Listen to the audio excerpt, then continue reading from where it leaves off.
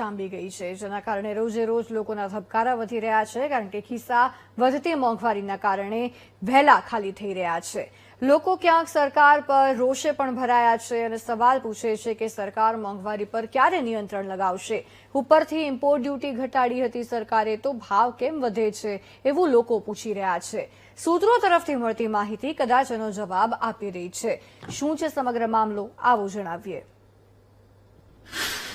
Iran America યુદ્ધથી મોંઘવારીનો માર, import duty ઘટાડી પણ ભાવ કેમ વધ્યા? જૂના દેવાએ વધારી મુશ્કેલી.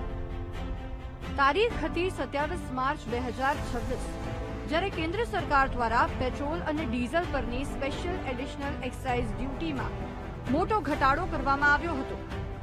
વૈશ્વિક બજારમાં સ્ટ્રેટ ઓફ હોર્મુઝ સંકટને કારણે ક્રૂડ ઓઇલના ભાવમાં ઉછાળો આવ્યો હતો, પરંતુ સરકારે આ બોજ જનતા પર નાખવાને બદલે પોતે ઉપાડવાનો નિર્ણય લીધો.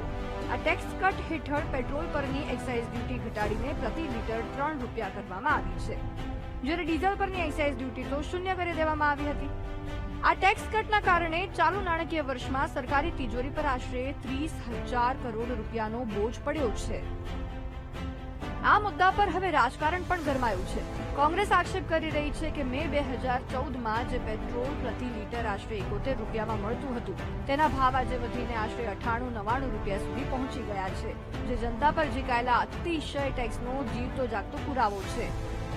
જો કે આર્થિક નિષ્ણાતોનું માનવું કંઈક અલગ જ છે. તેમના મતે વિપક્ષનો આ દાવો 2014ના સમયમાં ઇંધણના ભાવ પાછળ છુપાયેલી અસલી આર્થિક વાસ્તવિકતાને સંપૂર્ણપણે નજરઅંદાજ કરે છે.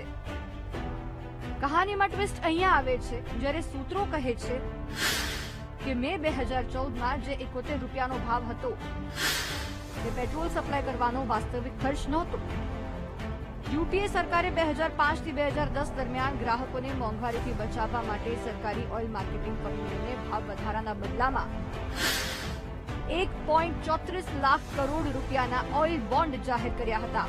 એટલે કે 2014નો એ સસ્તો ભાવ વાસ્તવમાં ભવિષ્યની પેઢી પર નાખવામાં આવેલો એક છૂટો ટેક્સ હતો, જેનું બિલ આગામી સરકારે ચૂકવવાનું હતું. અને પીએમ મોદીની આગેવાની હેઠળની વર્તમાન સરકાર અગાઉની સરકારના એ જ ઓઇલ બોન્ડનું દેવું ચૂકવી રહી છે. આંકડાઓ અનુસાર સરકારે નાણાકીય વર્ષ 2021-22માં અંદાજે 10,000 કરોડ રૂપિયા, નાણાકીય વર્ષ 2023-24માં 3,13,150 કરોડ રૂપિયા, નાણાકીય વર્ષ 2024-25માં 52,860 કરોડ રૂપિયા અને નાણાકીય વર્ષ 2025-26માં 36,913 કરોડ રૂપિયાના બોન્ડ ચૂકવવામાં આવ્યા છે. આ ઉપરાંત તેના પર હજારો કરોડ રૂપિયાનું વ્યાજ પણ ચૂકવવામાં આવ્યું છે. ટૂંકમાં કોંગ્રેસ જે સસ્તા ભાવની યાદ અપાવે છે, તેની અસલી કિંમત વર્તમાન સરકાર અત્યાર સુધી ચૂકવતી આવી છે. આમ આંકડાઓની માયાજાળમાં અત્યારની રાહત અને ભૂતકાળના દેવા વચ્ચેની લડાઈ જારી છે.